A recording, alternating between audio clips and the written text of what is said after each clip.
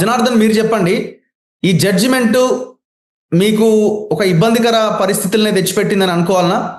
ఈ షాకింగ్ డెసిషన్‌గా మీరు భావిస్తున్నారా? ఇది కొద్దిగా మాకు నిన్నటి నుంచి మొన్నటి నుంచి మాకు ఇది అనిపిస్తున్నటువంటి విషయమే. ఎందుకంటే ఇక్కడ పూర్తిగా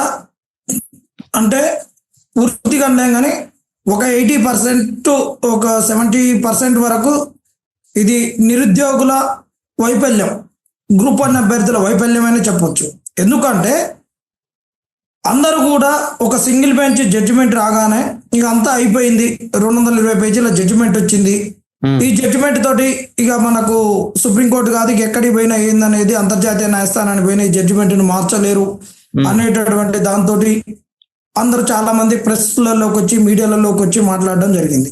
అసలు వీళ్ళు ఏనాడు కోర్టుకు వచ్చినటువంటి వాళ్ళు కాదు, ఏది చేసినటువంటి వాళ్ళు కాదని ఎందుకంటున్నాం అంటే మేము చేసేటటువంటి పోరాటంలో మీరు మాకు తోడ్పాటును అందించినట్టు కూడా వాళ్ళు అందించినటువంటి వాళ్ళు కాదు. ఈ విషయాన్ని వాళ్ళు ఎప్పుడు కూడా చూసినటువంటి వాళ్ళు కూడా కాదు. ఏదో వచ్చింది కదా మనం మాట్లాడదామనే ఉద్దేశంతో మాట్లాడారు. ఇక్కడ మెయిన్ ఏంటంటే ఇక్కడనే విషయం అనేది ముడిపడి ఉంది. ఎందుకంటే మా పిటిషన్స్లలో ఒక 6-7 మంది అడ్వకేట్లు రావడానికి అవకాశం ఉంది.